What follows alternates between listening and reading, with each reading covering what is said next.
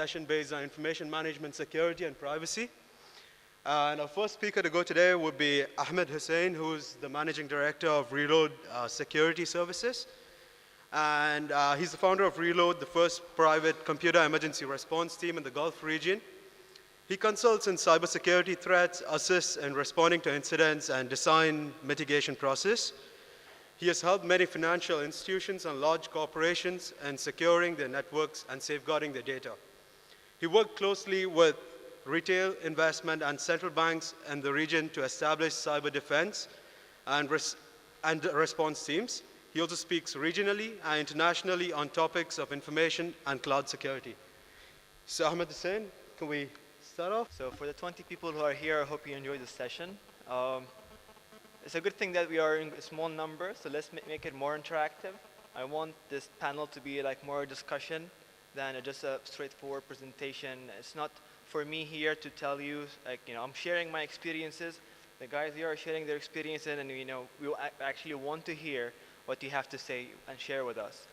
So yeah, so I wanted to talk about the privacy in the age of surveillance. So as security experts, we are it's a tiered between securing ourselves against things while, for example, governments or other authorities trying to see things in order to provide homeland security. So we are in the middle of that, and we are trying to see how we can secure ourselves and at the same time not disclose much.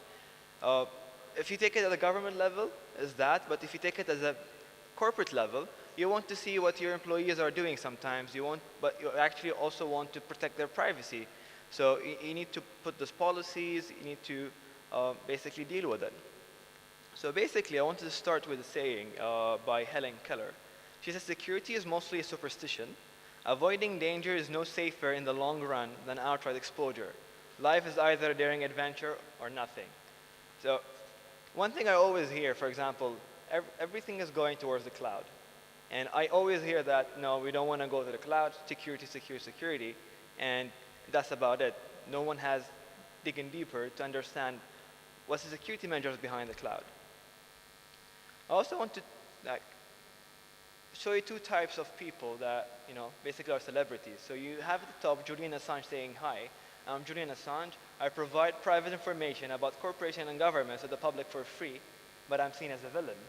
While, hi, I'm Mark Zuckerberg. I provide private information about individuals to corporations for money. I'm the Time Magazine's Man of the Year. So between these two, you need to see how people perceive things differently and how they are being marketed by the media outlets differently. I'm sure you all heard about the Snowden revelations. So he actually said all the biggest company actually do, surveillance, or they provide information, and Microsoft is on the list, all the Googles, Facebook, the big names. And the thing is, he is arguing that they are providing this information in order to do, cope with the surveillance, while in certain other ways, like those big corporations are telling we don't do that, and all the capacity we've done is we've done 1, 2, 3, 4, and we agree to those terms. To the level, correct me, Cyril, if I'm wrong, Microsoft actually released how many times and how many things that it actually reported got asked to investigate to the public to be transparent. So you have this fight between big corporates, privacy evangelists, and governments pushing for things in the middle. You've heard about what Snowden said about GCHQ. GCHQ is the NSA equivalent in the United States. And one of the projects they were having is called the Project Tempora, where they stored data for 30 days. All the data passing through the UK is being stored for 30 days. So this is one of the things they have been doing and they're still doing. But let me ask you this. Who knows what this logo is? From the audience, guys. Anyone have seen this logo before? Sure, go ahead. DuckDuckGo, yeah. So it's a search engine called DuckDuckGo. And the only difference to it is it does the same thing almost as Google search, but it maintains your privacy. And it came up since the Snowden revelation. I thought people cared so much about privacy, about their anonymity online, and I thought that people would go and start using it and ditch Google, ditch Bing, ditch Yahoo, ditch everyone. But when I looked at the numbers, they were stunning. So you see 60 million hits per day before the Snowden revelation. It jumped to 90 million a day afterwards, while Google is still at the 13 billion, search hits every day or every month. That clearly showed me that people like to make a big fuss about things they don't know, just because they feel that their privacy was breached. But when they will still go back home, use your Windows laptop, log into Google, and or use Skype. This is something I don't really understand. So if you're a pro-privacy, and you need to do something about it, otherwise don't claim it, don't do it. So to keep my presentation short, I've always heard of initiatives involving PPP, public-private partnerships. You go to any organizations, you go to any big corporate, to any government, to startups, and they all fight for it. They want the public-private, partnership. But I have another model, which I believe is better when it comes to privacy and security, which is 4 Ps, which is public, private, because people partnership. Because when you say public, some cases it means the government authorities, and some other cases actually means people, but it doesn't, differentiate. Government not necessarily will do what the people want or hear them, and private sector will do what makes money for them. So I want to add the people part and make it a 4P instead of 3 in order to achieve what you want of privacy in the age of communication surveillance. Yeah. Thank you very much. Thank you so much, Ahmed. Up next is Sebastian Madden, who is the Group Director of Cyber and Technology Protection Group International. He leads PGI's international cyber capability transfer projects, works with government and law enforcement in Europe, the Middle East, and Africa. He's developed and implements cyber services which draw on PGI's training, security research, cyber intelligence, risk mitigation, and response capabilities. He is also a member of Cyber Advisory Panel to Plowshare Innovations, which manages technology transfer on behalf of the Defense Science and Technology Laboratory. Sebastian, please. I wanted to follow Ahmed's presentation, really, which I think set out very clearly some of the dangers that can happen when you go too far down the route of surveillance. And as Ahmed has said, some of the ways in which you can address these. I'll follow a slightly similar course, but perhaps, as you might expect with my background, veering slightly more towards the security side of the piece. And will argue that while surveillance needs to be kept in check, absolutely, to avoid the sorts of abuses that we've seen, we also need it in order to keep the internet as a safe and thriving vehicle for the global economy. Now, I don't need to tell a group like this, which is clearly experts and practitioners, about the benefits of e-commerce. As Shruti said earlier, the figures speak for themselves. 53% of transactions in 2014 will be enabled by the internet in one way, shape or form. This is a vital vehicle for global commerce, for the free exchange of ideas, and it's hugely important that we keep it pretty well the way it is. But I think it is also undeniable that at the moment the internet and people using it is under some degree of threat. We're seeing a whole range of different types of malicious activity on the internet, taking advantage of network-enabled computers, taking advantage of the fact that machines can communicate with one another and can be communicated with by humans. This isn't new. It's the same old people doing the same old things. As Ahmed says, it's government conducting espionage on the people that government has always liked to conduct espionage on. It's criminals carrying out activities designed to steal or defraud.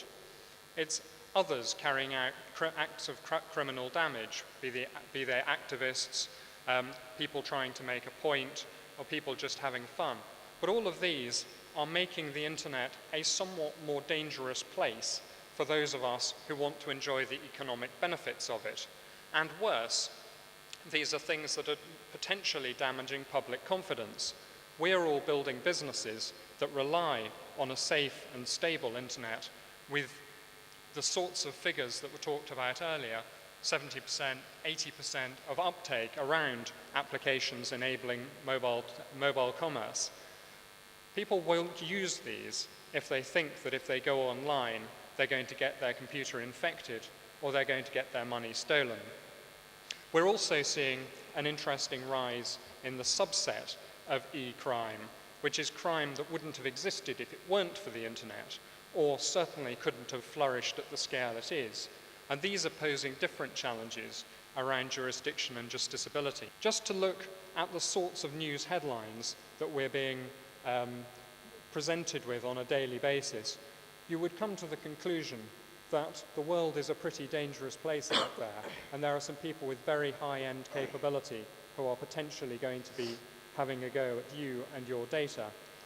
Very large government, undue use of the clicker there, very large governments, yes, very large criminal corporations and enterprises, very effective networks of individuals who are coming together, who wouldn't have met were it not for the internet. We've seen some very interesting examples of e-crime in the United Kingdom, where different types of criminal have joined up. Good old-fashioned villains being enabled by hackers who they've hired by the hour using the dark internet forums. Nigerian fraudsters who are having their frauds enabled on a vast scale by Romanian IT students.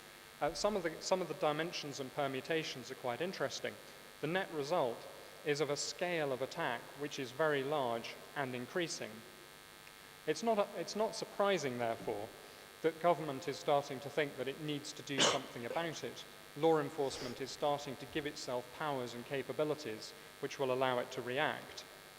And even as they do so, the threat evolves again, further different and interesting ways to relieve you of your money or your identity using your vulnerabilities as a human, your curiosity, your fear on occasions, the greed or stupidity that all of us can face when put in certain situations. We're also seeing vulnerabilities in the machines themselves being exploited, whether they're industrial control systems, whether they're mobile telephones, whether it's the Internet of Things, the spam that is already being sent from some of the E-enabled fridges. And the list goes on. And as fast as law enforcement tries to keep up, further techniques are invented, which have so far excluded the jurist's pen.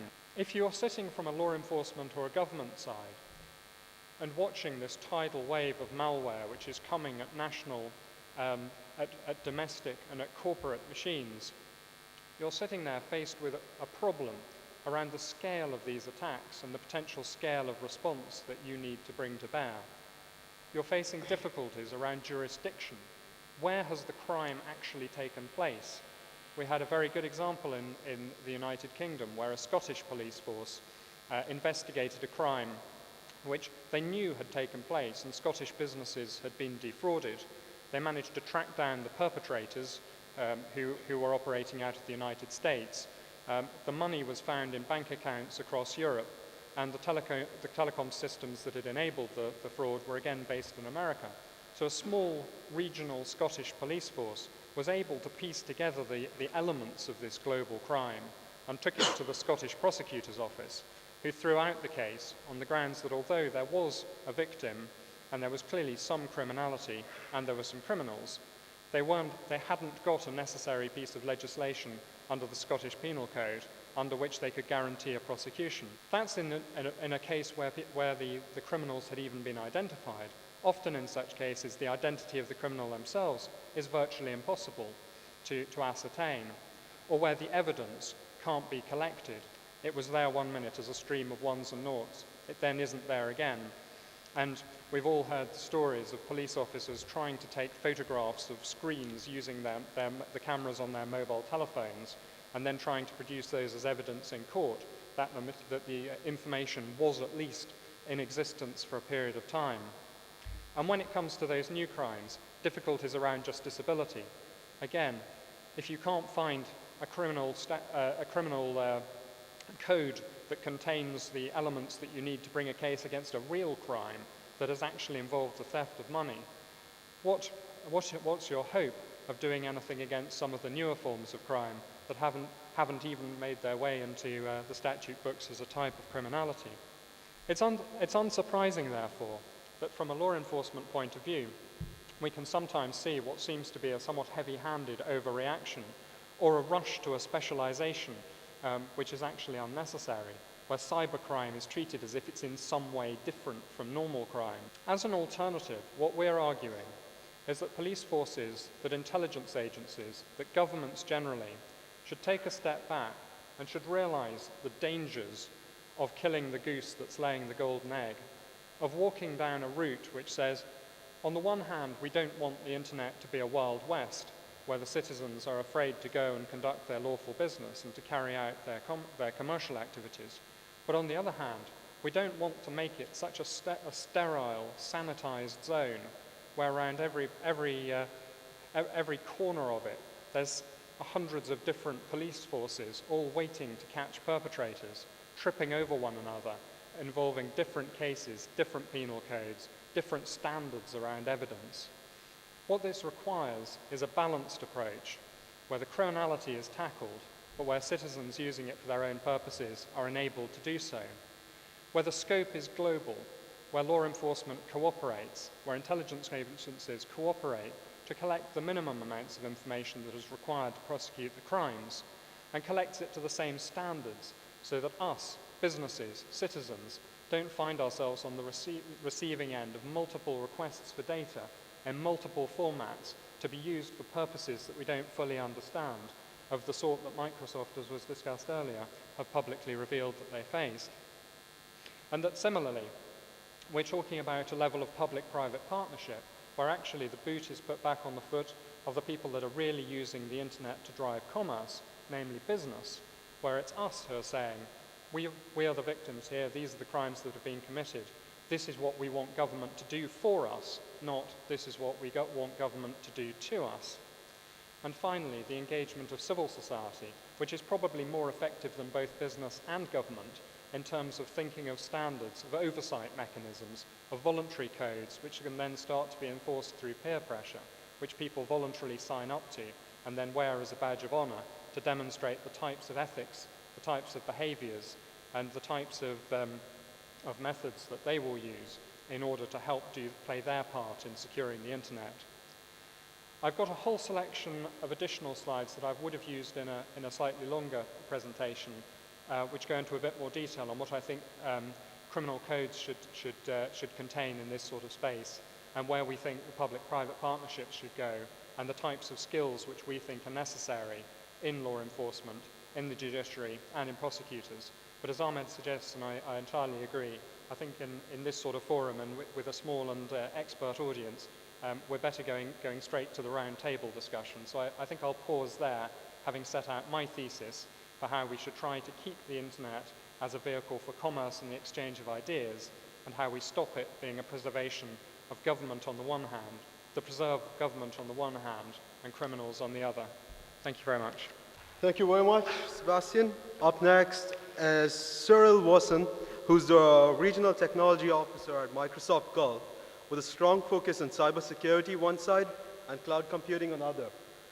He has over 12 years of experience in the subject of safety and has participated in national campaigns in France on security, the protection of infrastructure, and as well as incident management in the fight against cybercrime at a government level. With his knowledge and experience as a speaker, Cyril Watson helps understanding the risks, implementing practices, and how to make security an asset to any company, organization, or modern state. Please, Cyril. Cybersecurity is a key requirement for any organization today. And to echo what Ahmed was presenting about privacy, there is no privacy if there is no security. So it's very important to mix the two. And you need to find the right balance between the two. And we live today in a world where many companies are having a business model where they sell information about their customers. And basically, we are the products when we go to a website which is free and which is selling advertising. And the new currency is the details about ourselves. So this privacy change is very important.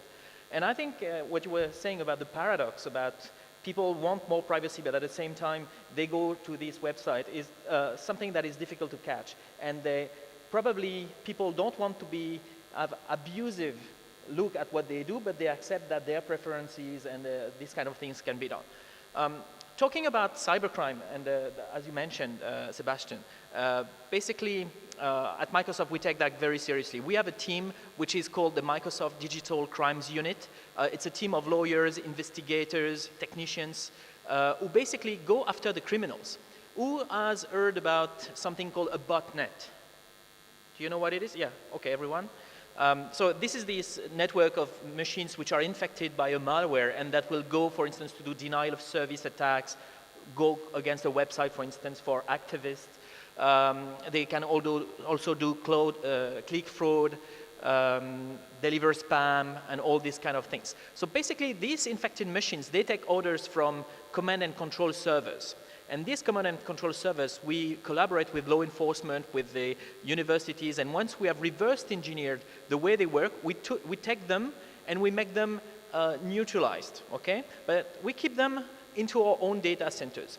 Why? Because all the infected machine then will call these command and control servers, so we can know which machine is infected.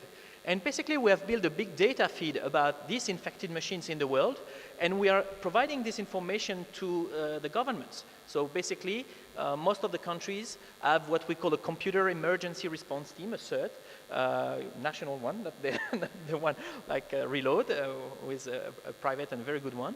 And basically, we are able to provide them the IP addresses of machines which are infected by those botnets we took down with the collaboration of Netherlands police, China CERT, Kaspersky, Symantec, and others. And recently we opened a cybercrime center to make sure that we can have all the people collaborate all together and bring that forward to a new world level. So with that being said, I wanted to cover today just two simple ideas. Maybe three, but the two first will be combined. First of all, I want to talk about information security. When we talk about cybersecurity, today it's very fuzzy in everyone's mind. You want to be protected against someone who's going to be doing fraud inside your organization. You want to be protected against someone who wants to attack you. Is it a nation state? Is it like a script kiddie?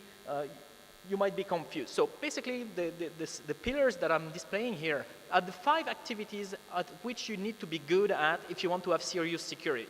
First of all, you need to be able to protect yourself. And this is what I call here prevention. So make sure that nothing bad happens to you. Second, because you're not going to be perfect, and although you can put as many layers as you want in a defense in-depth approach, second, you need to be able to detect. And I see more and more people today in the region trying to do that, be able to detect if someone is happening. Why? Because most of the people who have been attacked by targeted attacks, usually they have spent months, if not years, of not noticing anything, because the attackers want to be stealthy and stay there without being noticed. You all remember the incident that happened to the neighbor countries maybe 1.5 years ago. Some machines being destroyed and all that. Typically, this is the exception. Most of the time, 98% of the time, people who manage to do a targeted attack against your organization, they will try to get not noticed.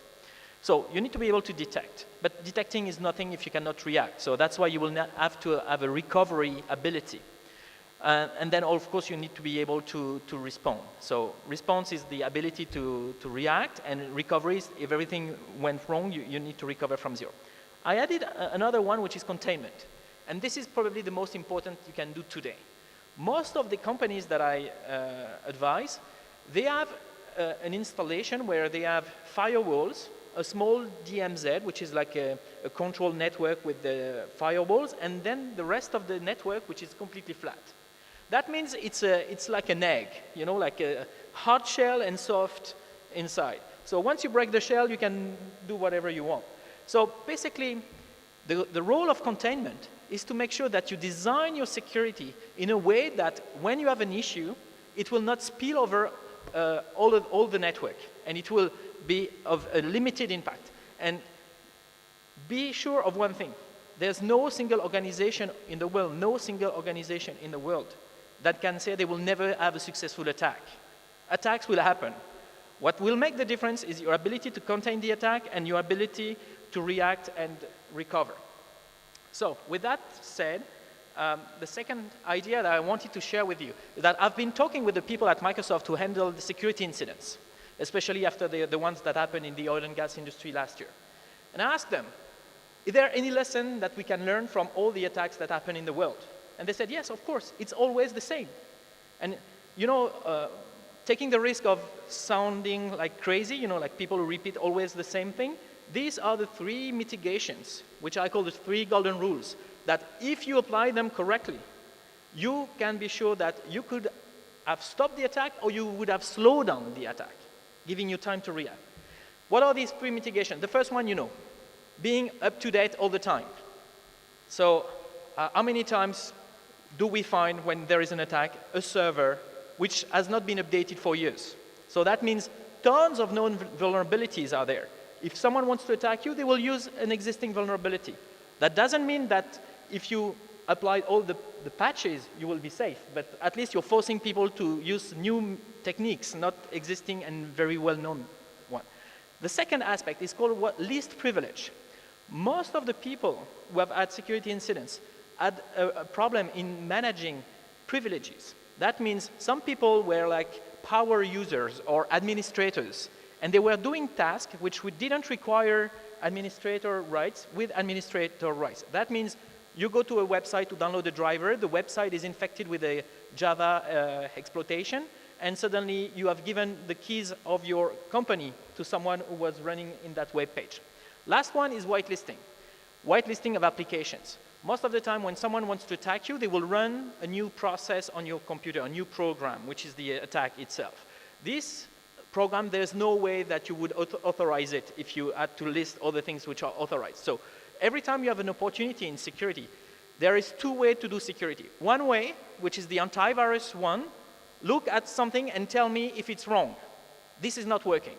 It cannot work. It's proven mathematically it cannot work. Why? Because you cannot know everything in advance which is not authorized. The other way is the opposite, is to list what is authorized. This is how a firewall works. And this is efficient. Basically, you list all the applications that are supposed to run on that server. This is a database server, database software only.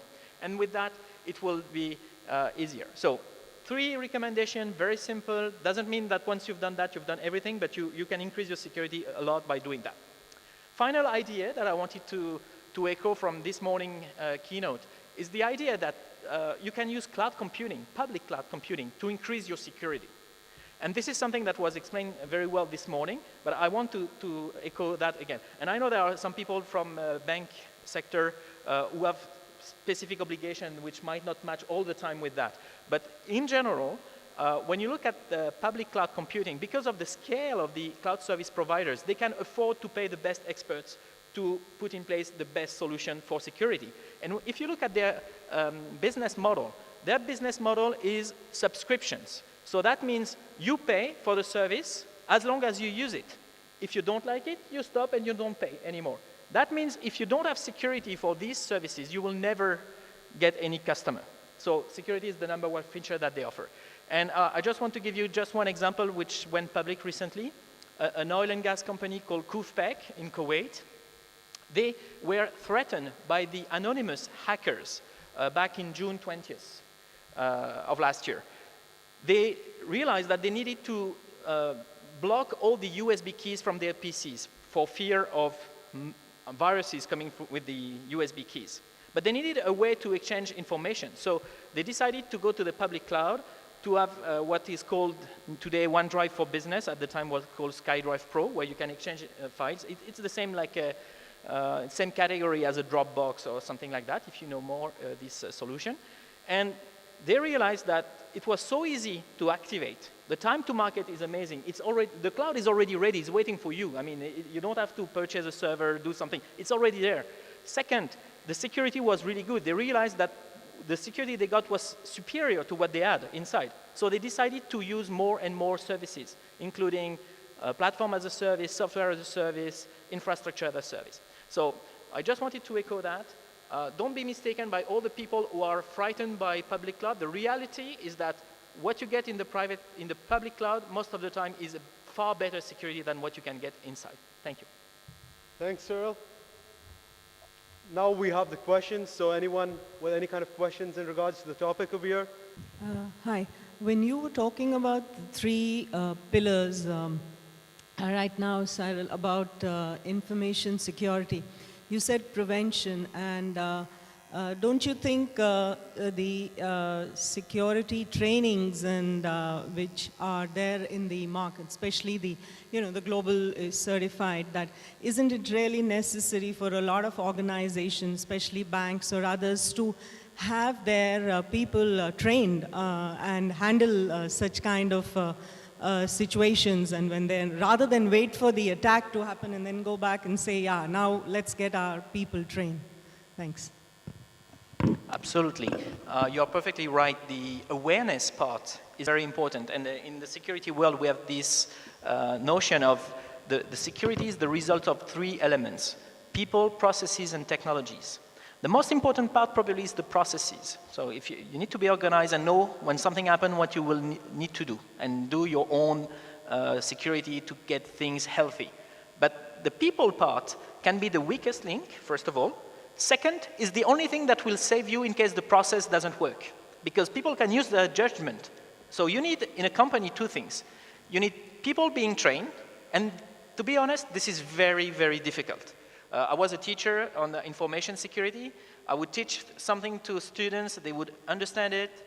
I would then ask them to install some software and then hack into it and ask them what went wrong, and they would go back to their old way of thinking. They will not go back to what they learned, So it takes like 3 times, 4 times, 5 times to get the good aspects. But when everything fails, you need a few people inside your organization or partners outside that can help you. That could be companies who have a specialist who can then exercise their judgment to tell you, okay, we're in this situation, this is the options we have. But you're totally right. Awareness is very important. Sebastian wants to have a word on that. Yeah, I absolutely agree, and thank you very much for the question. I cut the skills part of my presentation in the interest of getting quickly to the discussion. As you absolutely rightly say, the human is the weakest part of the system, the most dangerous bit of the machine. We very much advocate, as Cyril has said, a general awareness training across an organization, absolutely fundamental. It's not the sophisticated users of the systems, it's not the senior experts who are going to be the problem, it's the ordinary individual. If we want to break into a system, the easiest way to do it is from the inside, not from the outside. We'll find the weakest link, we'll find a junior member of staff who probably hasn't had the training, and find a way of getting in through their system. A social engineering attack or a physical break-in in order to access their computer when we're doing ethical hacking type testing. Then secondly, vitally, is making sure you've got the trained individuals who can actually use the software and the hardware that the security industry is selling. I've had too many disappointing conversations with people who have bought high-end capability and then been unable to use it because they haven't got the staff to actually operate the systems. Senior officials in ministries who lament the fact that they have a security operations center which is useless because they haven't got the people who can staff it. They haven't got the people who could react, who would know what to do in the response phase if it did alert to anything. You'd be much better off using the resources on getting a cadre of well-trained cybersecurity professionals, cyber warriors, if you like, within an organization, and then perhaps some rather more basic capabilities, or as Cyril says, relying on cloud services where it makes sense to do so, where you will genuinely get some best-of-breed security. And I think finally, and again a point I was trying to make in my presentation, it's not limiting skilled cybersecurity responses to the cyber professionals in the IT department. There's a lot of additional training that's required around the piece. So we need to have judges who understand how to use digital evidence. We need to have prosecutors who can question expert witnesses when bringing some of these cases to trial.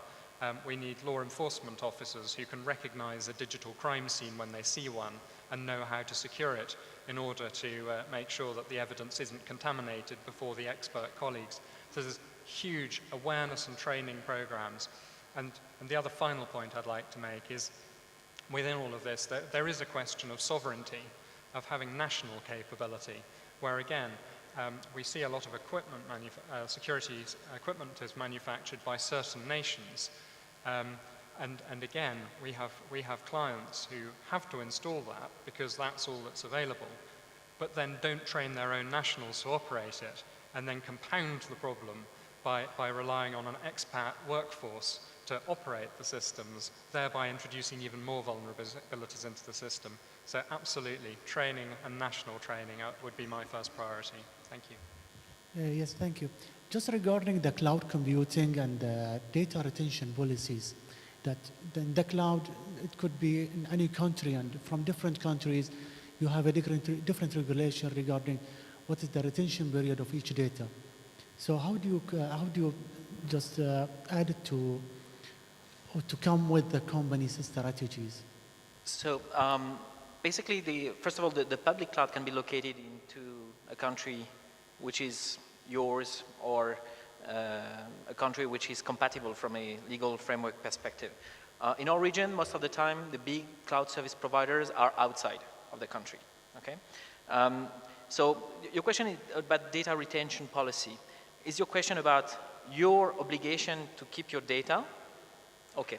So basically, every cloud computing contract comes with terms which tells you what can be configured and what comes by design, you know, which you cannot negotiate. So basically, I think the answer to the question would be to look at what can be done for having your own data retention period based on the contract you have. So to give you an example, if you're doing email as a service, you might have an obligation to archive all the email for being able to do e-discovery in the future in case of an investigation being done.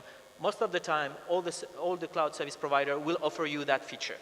So this is a feature you can enable, and then you decide how much you keep and how long. And basically, you will have a price which would be based on the use you do for that.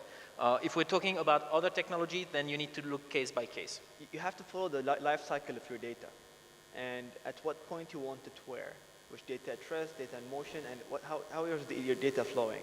So when it comes to your data being shredded or destructed according to what you want, even if the cloud provider does not, cloud service provider, the CSPs can't give you, I think there are other ways around it.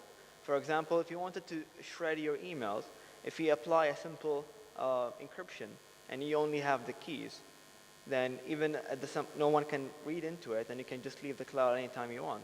It's the same thing goes onto OS level, platform level. There are certain measures or certain, let me say, keys or approaches that you can achieve that. So just to clarify, your question was about keeping data longer or destroying it in a safe way? It's a mix of both, because okay. Yeah, in the company, if they say that my retention data is 5 years, and the cloud computing services has been hosted in a country that requested 10 years of data archive, how to combine between those both. But I think that the answer was correct. Thank you. I guess that's it. Thank you all so much. Thank you, Sebastian, Ahmed, and Cyril. And thank you all for being here.